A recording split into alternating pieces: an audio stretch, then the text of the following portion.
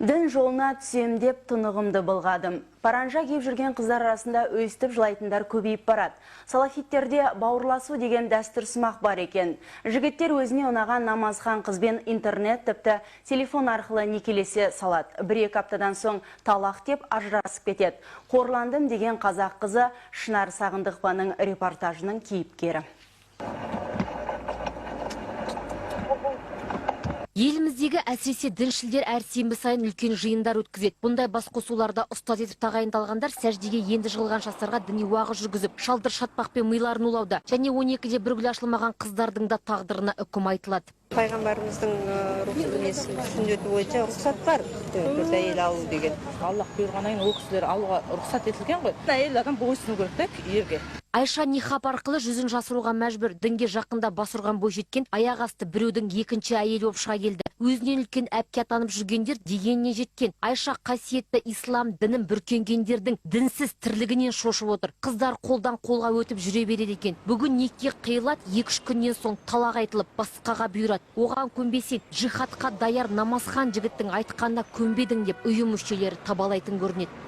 Некоторые братья считают, что не нужно спрашивать разрешение у первой жены. Кейбір намазхан жігіттер бірінші әйелдерінің келісімін алмай-ақ екінші, үшінші әйел етіп тоқалала береді. Ертеңінде тастап жүре береді. Қыздарды қолжаулық еткен құды бір жезөкше сынды қарайды. Берекетсіз жыныстық қатына жаратқаннан медетілеген әйелдің көз жасы. Кей кездері келіншектер қай жігіттен жүкті болғандарын да білмей қалып таштады. Яғни әйел туған баланың бойында көп еркектің қаны бар. Ертеңгі ұрпақтың бәрі бір-біріне бауыр болады-мыс. Сондықтан да бұл арсыздық бауырласу деген атты емденген.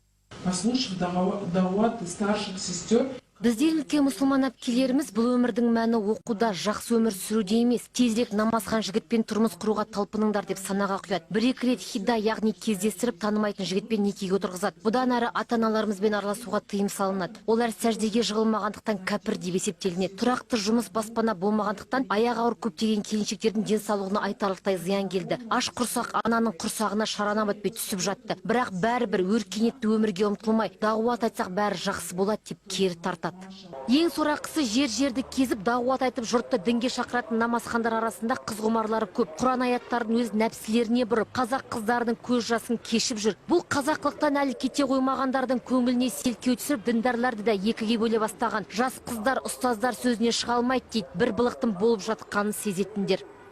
Алып тастап, қалақып тастаған өте Аллах алдына жауап береді ол үшін. Көрінгенге жар болып, кімнен жүкті болғанын білмей тағдыры талқан болған қыздар лашсыздан түрлі қылмысқа барады. Қазірде қаладағы кез келген полиция бөлімшесі алдында мынадай суреттер тұрады.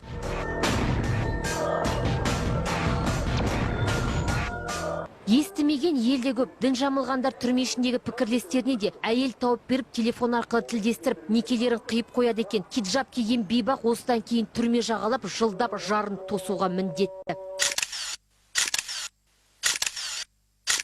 Сондай-ақ бүгінде интернет арқылы танысу сәнге айналды. Нихакрус сайты қалағаныңызды тауып береді. Әсіресе солтүстік Кавказ жігіттері сайт арқылы қазақ қыздарын торға түсіруге тырысады. Есімім Арман, жасым 40-та, әйелім 3 балам бар. Тоқалым да бар. 3-ші әйел болуға қарсы болмасаңыздар, хабарласыңыздар.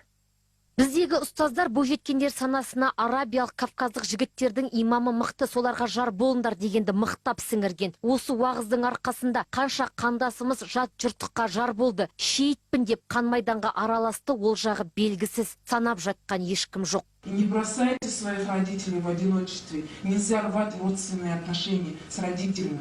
Их благословение главное для достижения успехов в ваших начинаниях. Шынар Сағындықова, Рашид Шукуралиев, Алматы телеарнасы.